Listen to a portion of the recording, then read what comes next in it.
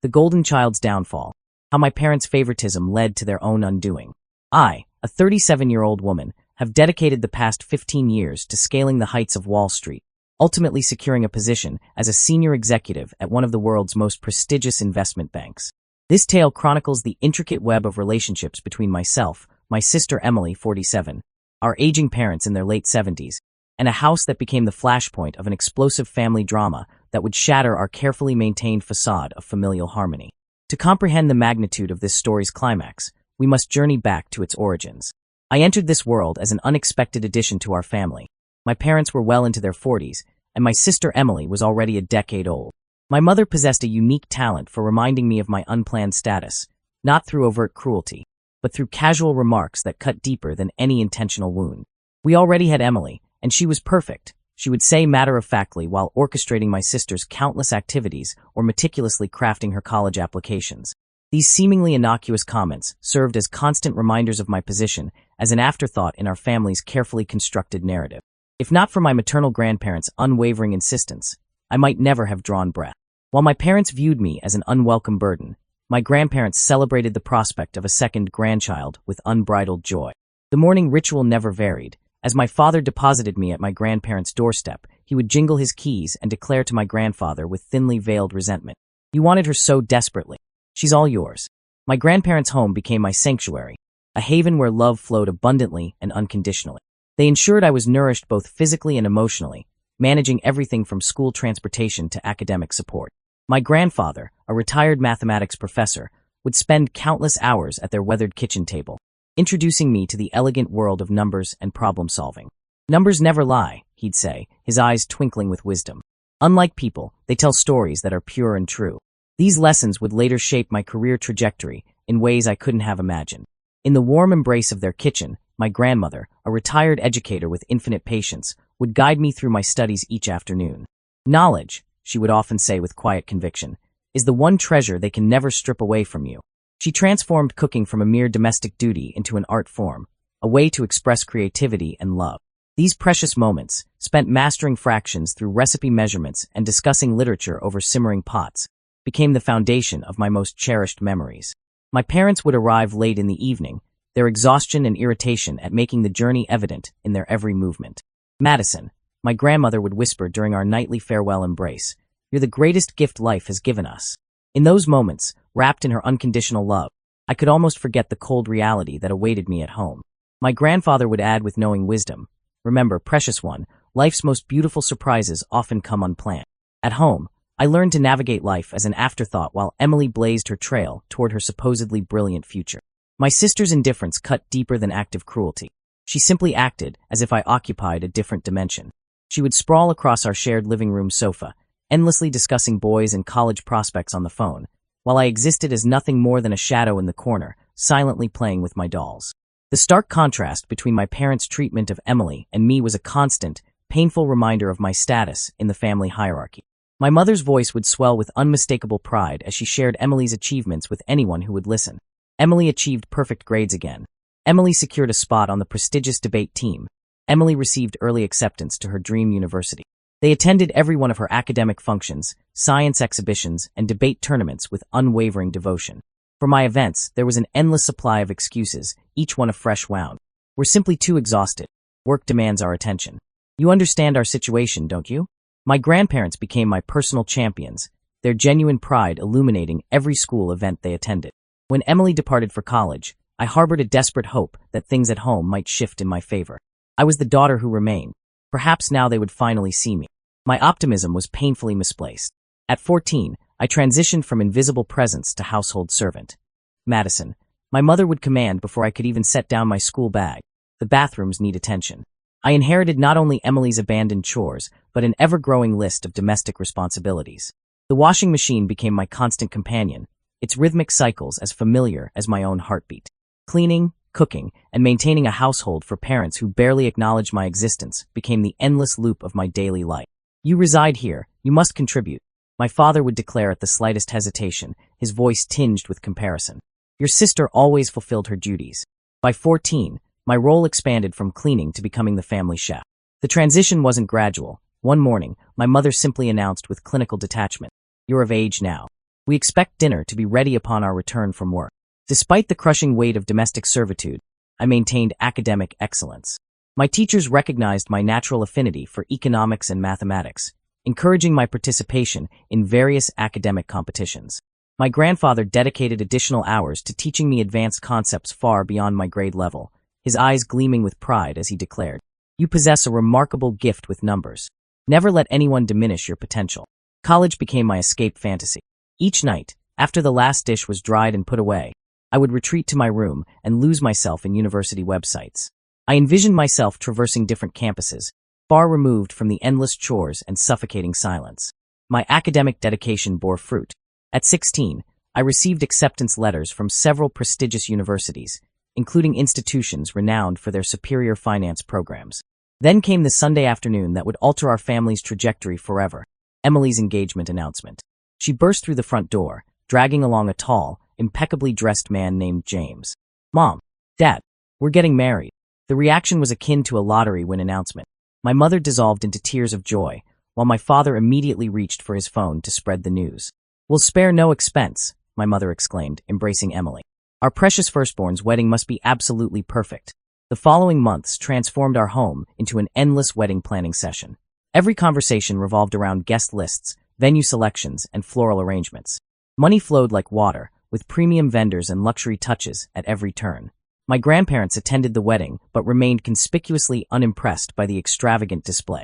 My grandfather merely shook his head at the ostentatious champagne fountain, while I caught my grandmother's disapproving glance at a decorative sculpture that likely cost more than a semester's college tuition. In retrospect, they probably foresaw the storm gathering on our family's horizon. The day I received my college acceptance letters became a turning point in our family's story. I sat at our dinner table, 3 prestigious university envelopes spread before me, my heart pounding with hope and trepidation. "That's nice," my mother murmured, barely glancing up from her meal. "But we can't possibly afford it. Your sister's wedding consumed our savings. We even took out a substantial loan. There's nothing left for your education." "But Emily's college education," I whispered, my voice barely audible above the clinking of silverware. "That was different," my mother replied, her tone dripping with condescension. We recognized her potential. The silence that followed was deafening, broken only by my father's matter-of-fact statement between bites. "You should seek employment, save money, and apply for student loans. That's what responsible adults do." For the first time in my life, I abandoned the dinner table without being excused. With trembling hands, I called my grandmother. Within minutes, I was crying on their familiar doorstep. As my story unfolded, my grandfather's expression hardened, but I caught an enigmatic sparkle in his eyes. They exchanged a knowing look before he disappeared into his study, returning with a well-worn folder. "Madison," he said, taking my hand in his weathered one, "we've been preparing for your education since the day you blessed our lives. We anticipated something like this might happen." Inside the folder lay bank statements documenting years of meticulous saving. "Choose any university that calls to your heart. We've ensured your future is secure." That evening, I packed my essential belongings and moved into my grandparents' home. When I informed my parents of my departure, they barely looked up from their television program. "Whatever you deem best," my mother said, her eyes fixed on the screen. The relief in her voice was unmistakable. The years that followed were transformative. I chose to attend one of the nation's premier business schools, immersing myself in the world of financial analysis. Perhaps my obsession with fiscal responsibility stemmed from witnessing my parents' reckless financial management. My professors quickly noticed my passion and natural aptitude for finance. For the first time beyond my grandparents' loving gaze, someone recognized my true potential. During my college years, I secured coveted internships at prestigious financial institutions. Each summer brought new challenges and opportunities for growth. During my performance review at Morgan Stanley, my supervisor's words validated years of silent determination. "You possess an innate talent for this field. We'd love to have you return next summer." Except for cherished calls with my grandparents, I immersed myself in my studies, barely sparing a thought for my family. Upon graduation, I was recruited by one of the city's most elite financial firms. The starting salary exceeded my wildest expectations. I found a modest but elegant one-bedroom apartment, savoring the simple joy of preparing breakfast for myself alone each morning. As I threw myself into each new professional challenge, my career soared to unprecedented heights. Promotions and bonuses that once seemed impossible became reality. Within 5 years, I advanced to a senior position, managing complex portfolios and nurturing significant client relationships. I became known throughout the industry for my strategic insight and analytical precision. Each achievement felt like a silent vindication against my parents' early dismissal of my potential. Meanwhile, through occasional conversations with my grandparents, I learned of Emily's struggling marketing career. Her husband, James, couldn't maintain steady employment. They constantly sought financial assistance from our parents. "Your mother emptied her retirement account last month to help them make rent," my grandmother revealed during one of our weekly calls, her voice heavy with concern. "They seem incapable of refusing Emily anything." The situation deteriorated rapidly. Even with our parents' constant support, Emily and James couldn't maintain their rental payments. They and their 7-year-old twins retreated to my former bedroom. My parents, who had once been so certain of Emily's brilliant future, now found themselves supporting not just their golden child, but her entire family. I maintained my distance, focusing on building my own legacy. Every professional triumph served as a silent affirmation that I wasn't the failure my parents had predicted. By my mid-30s, I had amassed substantial investments and savings, including enough for a generous down payment on my own home. Then fate dealt an unexpected blow. My grandfather, my true father figure, succumbed suddenly to a massive heart attack. The loss was devastating. He had been more than just a grandfather. He had been my unwavering champion when no one else believed in me. My grandmother, his devoted partner of over 50 years, seemed to lose her very essence. She followed him to eternal rest less than 2 months later. At my grandmother's funeral, my mother's voice pierced the somber silence as I arranged the service details. "Madison, would you like some help with the arrangements?" When I turned, she stood there, looking more fragile and worn than I remembered. Part of me wanted to dismiss her, but something in her vulnerable expression gave me pause. "Yes," I said softly. "That would be nice." Over the next few days, as we prepared for the service, my parents began to reveal their struggles. During a quiet moment selecting funeral flowers, my father confessed, "We've been barely staying afloat since retirement." He spoke of their mounting difficulties, especially with Emily's twins to consider. One week after laying my grandmother to rest, we gathered in a wood-paneled office for the reading of the will. Emily and James slumped in chairs beside our parents while I sat across from them. The tension was palpable, the air heavy with the scent of furniture polish and old papers. None of us realized that what followed would catalyze a seismic shift in our family's dynamics. Mr. Patterson, the notary, adjusted his glasses and began reading in a monotone. I expected standard legal terminology, but what followed commanded everyone's attention. "To our beloved granddaughter Madison, we leave our house at 1542 Maple Street and the sum of $150,000. The silence that followed was deafening. My mother's grip on my father's arm tightened until her knuckles blanched, and Emily's mouth gaped in shock. Mr. Patterson cleared his throat and continued, glancing at my mother before reading a personal note from Mr. Henderson to his daughter Margaret. "Remember, Margaret, that we provided you with $200,000 when you needed it most. As we respected your needs then, we expect you will respect our final decision." My mother's face flushed crimson before draining to ashen white. Emily and James exchanged panicked glances while my father studied the floor intently. In the parking lot, my parents approached me after the notary had collected his paperwork. Their composed funeral demeanor had vanished, replaced by barely concealed desperation. "Madison, sweetheart," my mother pleaded, her voice trembling. "Surely you understand we always assumed we would inherit the house. We're struggling, we were counting on it. The mortgage, Emily's family's expenses, we desperately need the house." My father chimed in, running nervous fingers through his graying hair, speaking of how the children needed a yard to play in. Emily joined the chorus of manipulation, but I simply entered my car and drove away. Over the next few weeks, I contemplated my grandparents' final gift. My life was firmly established near the city, and while the inherited house held countless precious memories, it was too vast for me alone. Through our sporadic conversations, I learned of my parents' mounting financial difficulties. Supporting Emily and her family had depleted their retirement funds, and they struggled increasingly to meet their own mortgage payments. After careful consideration, I decided to purchase my parents a more suitable home, a single-story residence with a manageable garden, using the proceeds from selling my grandparents' house combined with my own savings. Something comfortable for their retirement years. Their reaction to my proposal stunned me. They actually wept with joy. After weeks of house hunting, we discovered the perfect property, a beautiful ranch-style home with wide doorways and no stairs in a peaceful neighborhood. My parents couldn't contain their excitement after the purchase was finalized. "We must have a proper housewarming celebration," my father declared. "Allow us to handle all the arrangements." "That would be wonderful," I replied, planning to present them with the deed during the festivities. "Just let me know when."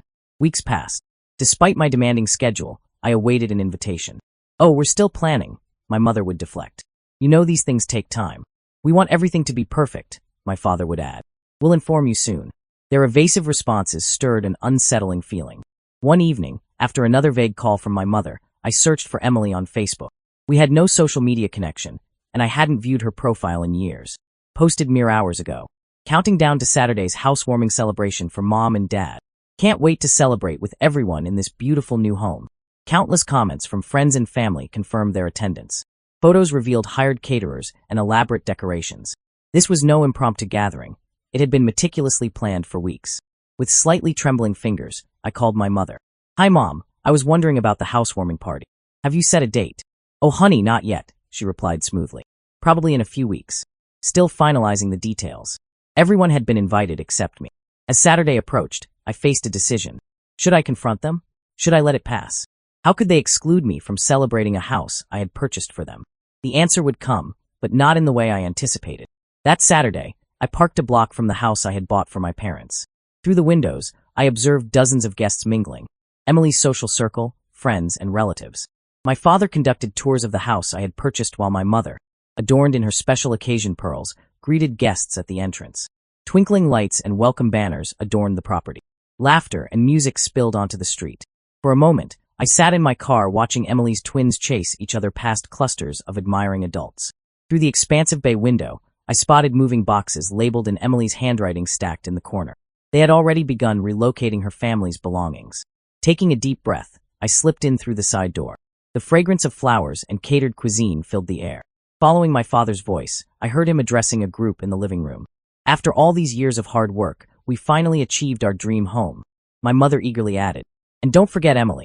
She contributed significantly to the down payment. Such a thoughtful daughter, always putting family first." Responding to a question about me, she dismissed. "Our younger daughter hasn't helped at all, too consumed with her career to care about family." Heat rushed to my face as I stood in the doorway.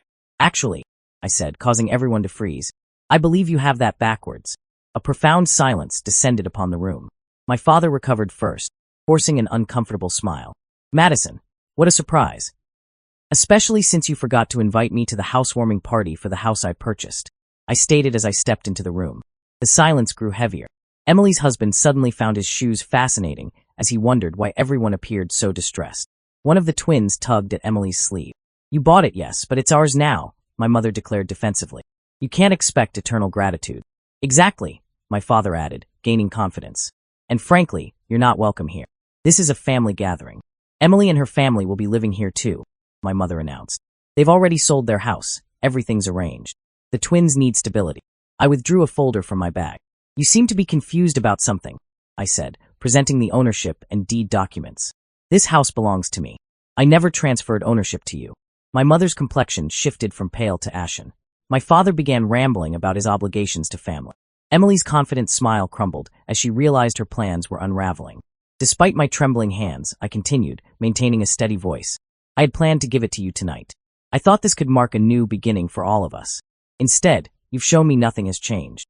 You can't do this." My mother's voice rose to a shriek. "We're your parents." "No," I said quietly. "You're merely the people who gave me life. My real parents, my grandparents, taught me that family transcends blood. They also taught me about financial responsibility, which is why I own this house and you don't." Turning to address the stunned guests, I announced, "I apologize, but this party is over. This is my property, and I'm asking everyone to leave." From the porch, I watched them depart in tears, my parents, Emily, James, the twins, and all their guests, until the street emptied. In the yard, the decorative lights continued to twinkle mockingly. Inside, half-empty glasses and abandoned plates littered every surface. The house that was meant to be my gesture of reconciliation became the final chapter in our relationship. Weeks later, I learned they had purchased a small apartment using the proceeds from selling their previous home. When Emily, James, and the twins moved in with them, 3 generations were compressed into a space meant for 2. They bombarded me with calls initially. Their voicemails alternated between angry accusations. "You've become so heartless, exactly as your grandparents warned you might," and emotional manipulation. "How could you do this to your own family?" I blocked their numbers, emails, and social media accounts. The house stands empty now, a silent testament to shattered dreams of reconciliation. Tomorrow, I meet with a real estate agent. Like weathered photographs in a forgotten album, some relationships are better left in the past. When I have children of my own, I've made an unbreakable vow. They will never have to compete for my affection or question their place in my heart. Unlike my parents, I will love each child equally and unconditionally, just as my grandparents loved me. That Saturday night stripped away every illusion about my family. The scene I witnessed through those windows told the complete story. The gathering of guests, the catered food, and most tellingly, the moving boxes bearing Emily's handwriting. My father's proud declaration of finally achieving our dream home, and my mother's praise of Emily's fictional contribution to the down payment, while dismissing my absence with a casual, too focused on her career to care about family, encapsulated decades of favoritism and dismissal. As I delete my mother's final unread email, I realize any justifications or accusations it might contain no longer matter. At last, I've learned to value my own worth above their conditional approval. Their brand of familial love has no place in the life I'm building now. The future holds new possibilities, unburdened by the exhausting quest for affection from those incapable of giving it freely. My grandparents showed me what true family means. Someday, I'll build that kind of family for myself. One founded on mutual respect, unconditional love, and the knowledge that every member is equally cherished. The chapter of being the family afterthought is finally closed. Being the author of my own story is just the beginning. Thank you for witnessing my journey. If you haven't already, please subscribe and activate notifications to stay connected with more compelling real-life stories that unfold around us.